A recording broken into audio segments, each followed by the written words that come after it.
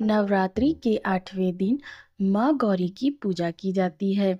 दुर्गा पूजा के 8वें दिन महागौरी की उपासना का विधान है। इनकी शक्ति अमोघ और फलदायी से भक्तों के सभी पाप धुल जाते हैं। पूर्व संचित पाप भी नष्ट हो जाते हैं। भविष्य में पाप, संताप, दैन्य, दुख उसके पास कभी नहीं आते और सभी प्रकार से पवित्र और अक्षय पुण्यों का अधिकारी हो जाता है। माँ दुर्गा के महागौरी स्वरूप की पूजा विधि।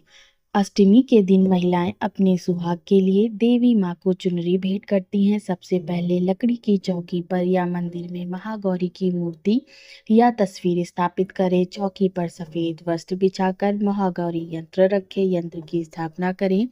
माँ सौंदर्य प्रदान करने वाली हैं। हाथ में श्वेत पुष्प लेकर माँ का ध्यान करें।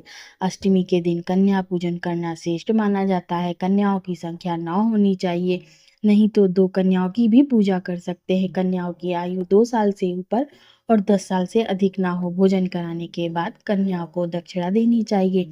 नवरात्र अष्टमी व्रत कथा।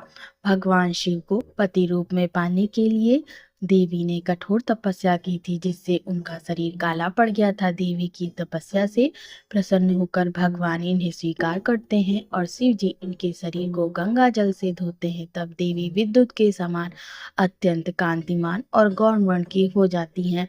तभी से इनका नाम गौरी पड़ा। महागौरी रूप में देवी करुणामयी, स्नेहमयी, शांत और मृदुल दिखती हैं।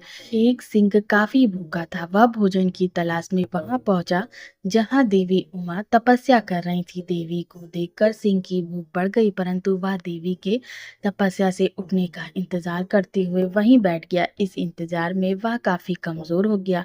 देवी जब तप से उठी तो सिंह की दशा को देखकर उन्हें उस पर बहुत दया आई और माँ ने उसे अपना वाहन बना लिया, क्योंकि एक प्रकार से उसने भी तपस्या की थी। इसलिए देवी गौरी का वाहन बैल और सिंह दोनों हैं। माँ गौरी का स्वरूप।